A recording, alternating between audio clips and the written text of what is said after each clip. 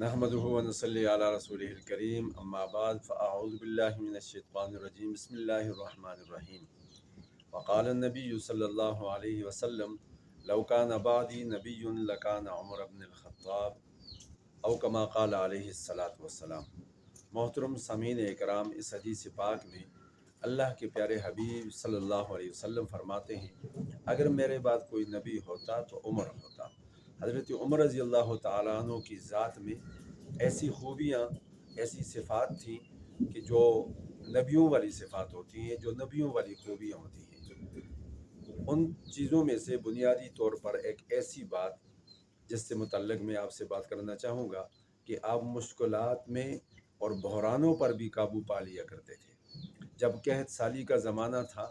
और ताउन का वबा और मर्ज़ फैला हुआ था, जिसमें से 25 से 30 हज़ार तक लगभग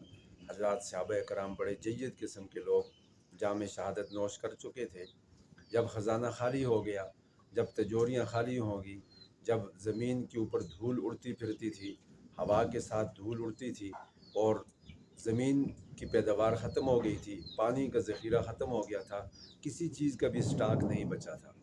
एक दिन गुज़र रहे हैं, क्या देखा कि उनके बेटे के हाथ में खरबूजा पकड़ा हुआ है। तो अमीरुल मोमिनीन ने फरमाया कि वाह अमीरुल मोमिनीन के बेटे, उम्मत मुहम्मदिया जो है वो भूख से निढाल है और आप फल खा रहे हैं। और इसी तरह आपने घी खाना छोड़ दिया था, तेल के साथ, जैतून के आयल के साथ और सरसों के तेल के साथ, सिरके के साथ, या इस तरह की जो रद्दी किस्म की खजूरें ये खा लेते थे।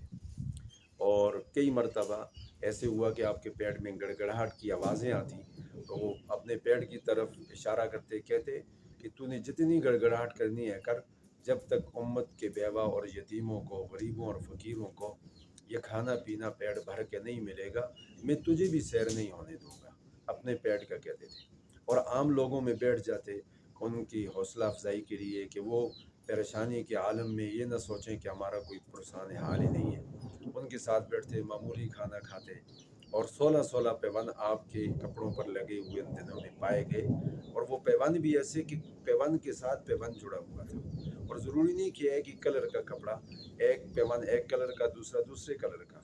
कपड़ा पाक और साफ़ होता था, लेकिन उसके रंग मुख्तलिफ और पैबंद के जोड़ मुख्तलिफ होते थे।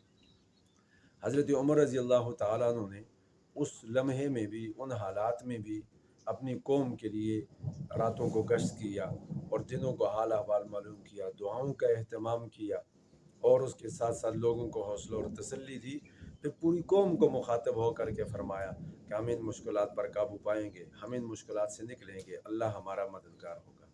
इंतज़ामी बुनियादों पर आपने जो सूबे तकसीम किए थे, हर सूबे के गवर्नर को उन्होंने बताया कि आप अपने एरिए में से रेवेन्यू इकट्ठा करें, सामान रसद इकट्ठा करें, खाने पीने की अशिया इकट्ठी करें। चुनांचे हज़रत अमीर मुआविया रज़ी अल्लाह तआला अन्हु ने इराक़ से, हज़रत अबू उबैदा बिन जराह रज़ी अल्लाह तआला अन्हु ने शाम से और बाकी जितने भी गवर्नर थे उन्होंने अपने अपने इलाकों से सामान इकट्ठा किया। किसी ने 400 घोड़े, किसी ने 500 घोड़े और इसी तरीके से खाने पीने का सामान। हज़रत उमर ने यह फ़ैसला किया कि हर फैमिली को एक ऊँट और ऊँट के ऊपर जितना भी सामान लदा हुआ वो दे दिया जाए, ताकि वो सामान अपने इस्तेमाल में लाएँ। पहनने का सामान है, खाने की चीज़ें हैं, गल्ला और अनाज है, और ऊँट को वो ज़बह करें और बाकी जो इजाफी सामान है बाहर से आने वाले फ़कीरों को दिया जाए, किसी को भी खाली हाथ वापस न भेजा जाए। तो हज़रत उमर रज़ी अल्लाह तआला अन्हु का उस दौर में ये कारनामा है कि खुश्क साली के 9 महीने में और ताउन के उस वबा के दौरान जनाजे भी दफन किए, लोगों को सामान रसद और ख़ुराक भी पहुँचाया, उसके साथ साथ लोगों को तसल्लियाँ भी दी, उनके आंसू भी पूछे। और उसके साथ साथ हज़रत उमर रज़ी अल्लाह तआला अन्हु ने दीन इस्लाम की सरबलंदी की खातिर जो कारनामे सर अंजाम दिए थे, उनका तसलसल भी बरकरार और कायम रखा।